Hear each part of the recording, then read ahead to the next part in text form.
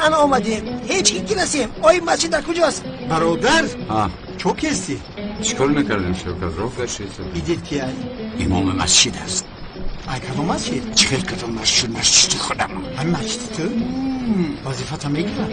شوکت با خدا روز گفتی سی خاموش ای برادر صحبت رو یک طرف بذاره، صحبت رو بس کنید هر چیز زودتر، یا اینکه من خودم رفته میابم. داملا فقط سرزنی شوخی خیل نمیشود. لطفا خیل نکنید. میگویم که حرمت کنیم اما نشده است. خیل حرمت سر ویران کردی، توب داده بود به اینجا آوردی. آخر داملا من شما را نمیبرم نمیگویم که، لیکن شما هیچ ما رو گوش نمیکنید. در کوچه پایان پلیس ها بودن، در کوچه بالا باشد راهسازان راه را تعمیر داشتن، گفتن که شما رو برای کوتاه برم. اینطور باشد خدا تو روی.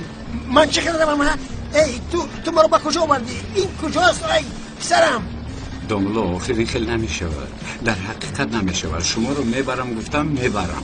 اگر شما رفتن نخواهید آشکارا گویید، بهانه نکنید.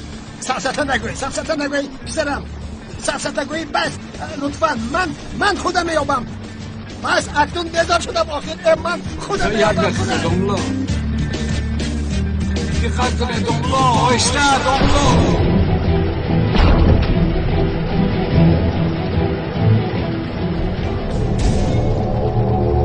شاکر داملا رو ماشین زد. ای برادر این رو ماشین مرده کشک زد کو؟ ای برادر بیا بگریزیم.